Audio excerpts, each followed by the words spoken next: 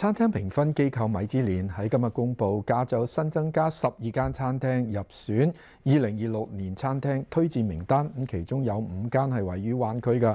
本台今日咧專訪到入圍名單嘅一間法國餐廳 La Cigale。咁呢間餐廳嘅名字中文嘅意思就係下禪。咁到底呢間餐廳有啲乜嘢咁特別之處呢？李嘉怡帶大家去睇睇。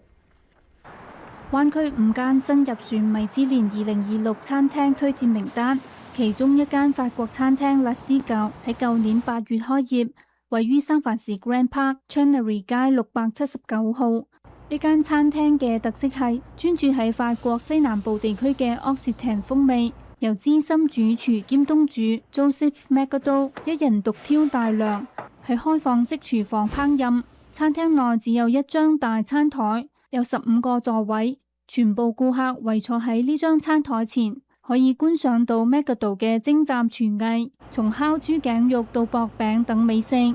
We exclusively use open fire cooking, so the kitchen behind me, there's no gas or electric appliances, it's just the giant wood burning hearth there. I also directly serve all of our guests at our counter here. 餐廳每個星期3至星期6下晝6點營業，每晚開放2輪晚餐時間，每晚只招待30位顧客。Magado 會為每位顧客提供140蚊嘅3道菜式，每道菜都有多款選擇。而且菜單每日都會更換。米芝蓮嘅評價讚揚 Magado 精心挑選食材以及對技術嘅堅持，令呢間餐廳突圍而出。I'm 100% whole animal butchery restaurant. I don't buy any cuts, ribs, pork shoulders, anything like that.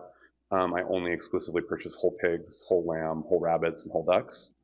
And every single piece of meat that I buy comes directly from small local producers. 至於入選米芝蓮餐廳推薦名單，Magado謙虛表示係一個驚喜。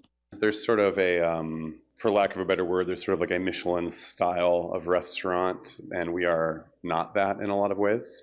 There are exceptions, but you know, there's a lot of things that you see in like the kinds of restaurants that are going for stars and having stars, which is sort of antithetical to how I do a lot of things here. So it was a little bit of a surprise. 新入選米芝蓮推薦餐廳名單，仲有3間，亦都位於三藩市。佢哋分別係英式美食酒吧 Dingo's Public House、菲律賓餐廳 Nights 以及現代加州餐廳 Wolf Band， 仲有位於中半島 Mellow Park 嘅韓國台灣餐廳 Yerbo Darling。聽日將會繼續為大家介紹。26台記者李嘉怡報道。